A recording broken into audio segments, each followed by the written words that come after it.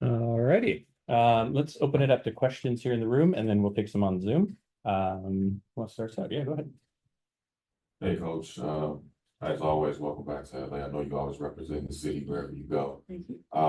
Obviously, having Nneka Ogwumike this season, what has that been like for you? How has she been able to really be uplifting to the locker room? And then her coming back here today for the first time in a different uniform.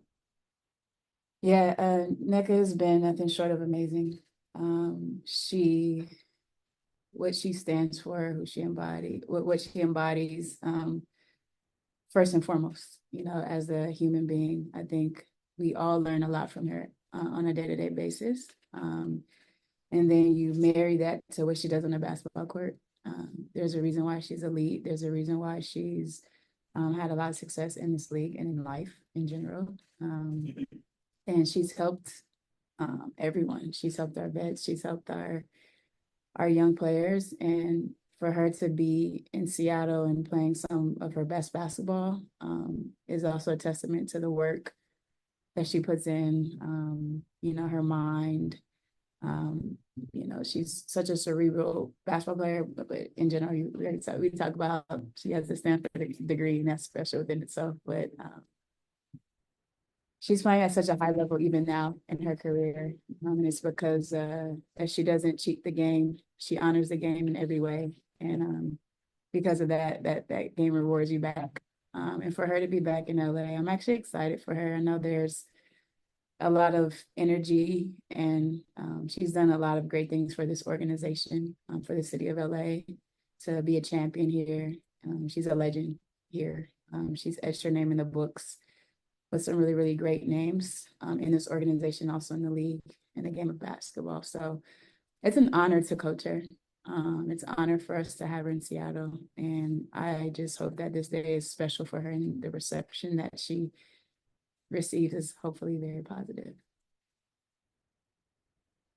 Hey, Coach, where do you want to see your team take the biggest stride, biggest step?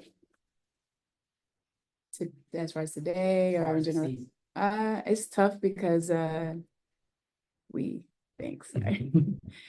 about to hit this break, and I feel like we're kind of clicking on a lot of cylinders, and I want to kind of bottle up the consistency of what we do. So defensively, holding teams below their average and being disruptive and creating offense from our defense. And then offensively, we've been sharing the ball at a high rate the last few games, and not a lot of turnovers, and playing in flow and playing with some freedom, knocking down some shots. There needs to be some growth to our three-point shooting, I would say, if I had to think about something that has been a deficiency. But the way in which we're defending and rebounding, the way in which we're finding ways to generate points in the paint, points off turnovers, second chance points. There's a variety to what we're doing on that end of the floor. But I just want to this break is going to rejuvenate, refresh in a lot of ways, but I just want to mimic what we've been doing up in, this homestand for the duration of the season. There's been a standard there for so long, which you, of course, is uphill since you've taken over there. But bringing in two Hall of Fame type players, I mean, we coached Hall of Famers before, but bringing these two into this culture, what's that been like? And has it been more collaborative, or has it been kind of, this is the way we do things here? It's been a little bit of both. It's a learning experience on all of our ends. Both Skylar and Nneka play basketball at such a high level. And so if you add that to any team, this is, not a lot that you have to talk about as it relates to just go out there and hoop. But there's some reality to that. The system is new, the city is new, the team is new. There are some nuances of, having them with us that we have to work through. And I think that they are so communicative. They tell us everything is very clear, but also they're very coachable. And they came to Seattle for a purpose. One of those purposes was to play with Jewel, and from day one they said this is Jewel's team. And for them to come in with that mindset and that humbleness and that openness to be receptive to us and, you know, combine, you know, the culture with what they bring. It's been a work in progress, but it's been very positive, and I'm enjoying the experience and journey with them. And they are in different seasons of their lives as well as vets in this league. Sky as a second child, and able to play together. They wanted to play together for so long, and so they want to make it work. And I think that they're putting all of their mind, body, soul, all of their effort into making this thing worth the ride, in my opinion. Well, let me get back on the, and I have a couple on Zoom I need to get to. Hi, Coach Kahani Joseph, Yahoo Sports. Let's stay on topic of this is now Jules' team. Can you just talk about how Jules sort of developed as a leader since you took over as coach? Yeah, last year was a huge sample size for her. You know, being the leader in ways that she hadn't been previously in Seattle, because she's played with Sue and Stewie. So for her to be able to perform at a high level on the court, but also learn about herself and her leadership voice was very important to get reps with that. And then now you add 2 consummate pros and 2 innate natural leaders to the mix. It is a learning process still, but also an adjustment of understanding, you know, how each other operates. I think they're complementary leaders, and they complement each other very well. And Jill sees that. And I just point to last year being a very, very good learning year for her to just get that under her belt. And still, you know, learning at a high level right now and kind of on the fly as we log minutes with this group, as we log games with this group. And so she's adjusted well. She's finding ways to be impactful, not only like on the basketball court, but with her voice.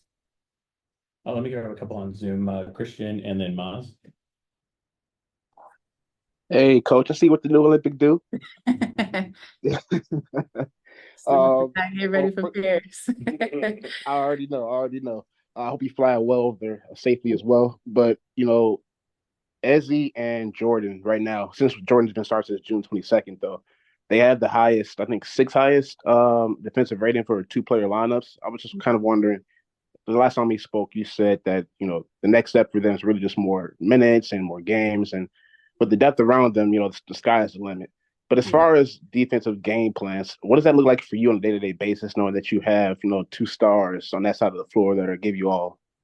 Yeah, I mean, you know, I like our unit, you know, and obviously those 2 players stand out because they're guarding, you know, Jordan guards the other team's best perimeter player, and Ezzy is like cleaning up a lot of what we do on the backside with her blocks and her versatility.